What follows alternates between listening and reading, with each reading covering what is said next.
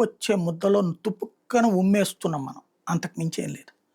ఇప్పుడు జగన్మోహన్ రెడ్డి అసైన్డ్ భూములు ఎవరికి ఉన్నాయో వాళ్ళకే పర్మనెంట్ చేస్తా, వాళ్ళని అమ్ముకోవడమా, కొనుక్కోవడమా, వాళ్ళే సాగు చేసుకోవడం చేసుకోమన్నాడు. ఎందుకు? రిజిస్ట్రేషన్ ఆడ పేరుతో చేస్తే ఆటోమేటిక్‌గా దాని వాల్యూ పెరిగిపోతుంది. ఒకే ఇంటి పక్కన 2 ఇళ్ళు ఉంటే, 2 100 గజాలే అనుకుంటే, రిజిస్ట్రేషన్ ఉన్న ఇల్లు 50,00,000 అయితే రిజిస్ట్రేషన్ లేని ఇల్లు 30,00,000 ఉంటుంది. ఎందుకంటే అది రిజిస్ట్రేషన్ కాదప్పుడు ఎట్లాగా అన్నటువంటి. కాబట్టి ఆ విధంగా రిజిస్ట్రేషన్ చేయించాలనుకున్నాడు జగన్మోహన్ రెడ్డి. ఎలక్షన్స్‌కి ఒక 6 నెలల ముందు నిర్ణయం తీసుకున్నాడు.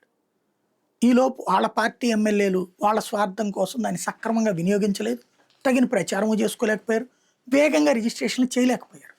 ఒక 3,00,000 2,00,000 ఎకరాలు చేసినట్టున్నారు.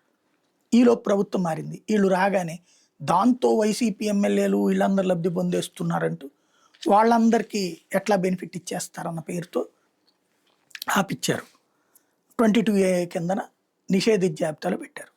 ఆంధ్రజ్యోతి ఆ తర్వాత సీన్ వాళ్ళే రెచ్చగొట్టి చేయించి ఆ తర్వాత తీసేయమని వాళ్ళు ఎన్ని వార్తలు రాసినా చంద్రబాబు వల్ల కావట్లేదు, ఎవరి వల్ల కావట్లేదు. ఎందుకంటే వీళ్ళ మాట వేరేగా ఉంటుంది కాబట్టి. ఇప్పుడు అసలు సమస్య ఏంటి? అసైన్డ్ భూమిని వాళ్ళ పేరు రిజిస్ట్రేషన్ చేశాక భూ సమీకరణ చేశారనుకోండి, భూ సేకరణ చేశారనుకోండి, అప్పుడు మిగతా వాళ్ళతో సమానంగా డబ్బులు వస్తాయి. ఒకసారి అమరావతిలో ఏం జరిగింది? మామూలు రైతుకు ఒక వాల్యూ ఇచ్చారు, రిటర్న్ ఫ్లాటు 1,200 గజాలు, వీళ్ళకి 800 గజాలే. అట్లాగే అసైన్డ్ భూమి కనుక పారిశ్రామికవేత్తలు పెట్టుబడిదారులకి ఇస్తున్నప్పుడు వాళ్ళు తక్కువకి ఇస్తారు. అదే ఒరిజినల్ భూమికి వచ్చే వాల్యూ ఎక్కువ. ఇప్పుడు అసైన్డ్ భూముల్ని అందుకని రెగ్యులరైజ్ చేయట్లేదా? ఇవాళ సాక్షి వాళ్ళు రాసుకొచ్చింది, అసైన్డ్ భూముల్ని ప్రైవేటుకి ఇవ్వచ్చు, కేటాయించవచ్చు అనేటటువంటి ఒక తీర్మానం చేయబోతున్నాడు. అంటే వాడి నోటికి 10 లక్షలు వచ్చేవాడిని 6 లక్షలకే పరిమితం చేస్తున్నాం. అలాగే పారిశ్రామికవేత్తకి ఇప్పటికే భూముల పేరుతో బోల్డంత దోచిపెడతా మరింత వాడికి దోచిపెడుతున్నాం.